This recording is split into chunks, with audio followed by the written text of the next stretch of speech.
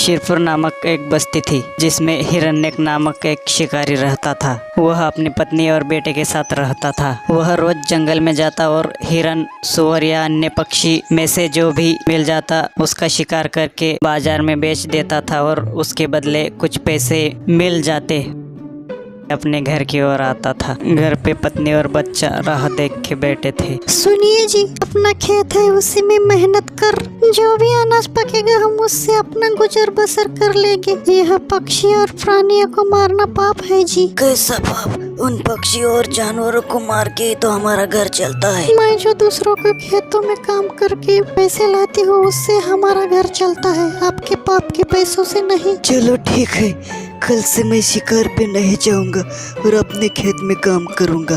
तीनों खाना खाकर सो जाते हैं। अगली सुबह हिरण्य तीर और कमान लेकर वन की तरफ चल पड़ता है। उसे एक हिरन दिखाई देता है जो कि घास चर रहा था।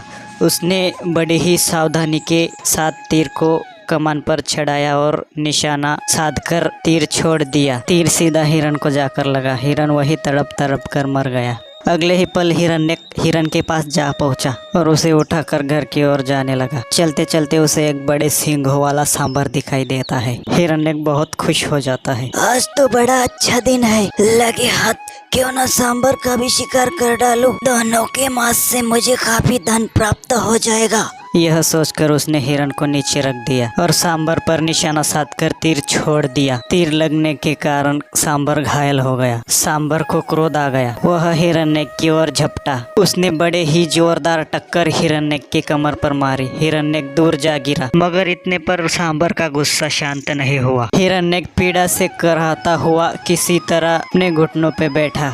किसी तरह तीर कमान पे चढ़ा ही रहा था कि सांबर ने दोबारा उस पर आक्रमण कर दिया। सांबर का यह आक्रमण पहले से भी ज्यादा घातक साबित हुआ। सांबर ने दोनों सींग हिरण्य की छाती में धंसा दिए। हिरण्य के मुंह से अंतिम चीख निकली और वह वही ढेर हो गया। प्राणी की मौत कोई ना कोई बहाना ढूंढ कर आती है। यही हिरण्य के साथ हुआ, जिसने न जाने कितने जंगली जानवरों का और पक्षियों का शिकार किया था, आज खुद शिकार बन गया।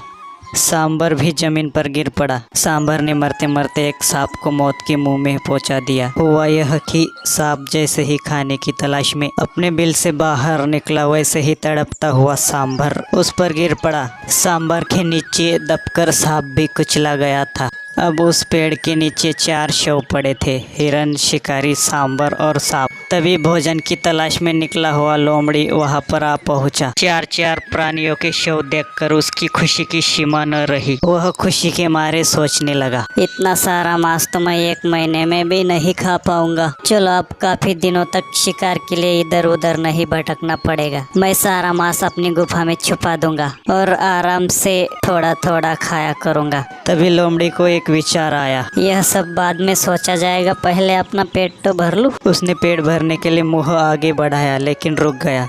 वह सोचने लगा कि पहले किस प्राणी का मांस खाना ठीक रहेगा। वह फिर सोच में पड़ गया। मनुष्य का मांस तो 10-12 दिन चल ही जाएगा और सांभर का मांस भी 17-18 दिन तो चल ही जाएगा और हिरन का मांस तो 8-9 दिन चल ही जाएगा। फिर सांप भी है, इसका मांस 1 दिन के लिए पर्याप्त रहेगा। तभी उसके मन में विचार आया कि क्यों ना पहले सांप का मांस ही खाकर समाप्त किया जाए, फिर बाकी का देखा जाएगा। यह सोचकर लोमड़ी सांप को खाने के लिए आगे बढ़ी। तभी उसकी नज़र शिकारी की कमान पर पड़ गई। कमान पर तीर चढ़ा हुआ था। शिकारी के सीने में सींग धंसने की वजह से उसका सारा खून जमी पर और कमान पर पड़ा हुआ था। लोमड़ी सोचने लगी, क्यों ना पहले यह खून पिया जाए। वह आराम से धीरे धीरे सारे जानवरों का खून चाटने लगा। तभी खून की खुशबू सूंघते सूंघते जंगल का शेर वहां पर आ जाता है। शेर अचानक से लोमड़ी पर झपट पड़ता है। शेर के वार से लोमड़ी वही तड़पने लगती है। शेर एक एक कर सभी जानवरों को अपनी गुफा में ले जाता है। यह देख लोमड़ी अपनी आखिरी सांसें गिनते गिनते सोचने लगी, बिना वक्त गवाए सारे जानवरों को मैं भी अपनी गुफा में ले जाता तो मेरी जान न जाती और मैं आराम से महीने भर पेट भर खाती। यह सोचते सोचते लोमड़ी वही मर जाती है। इसीलिए कहा गया है कि जब भी हमें कोई बड़ा मौका मिले उसका फायदा हमें बिना वक्त गवाए उठा लेना चाहिए, नहीं तो कोई दूसरा आके उस मौके का फायदा उठा लेता है।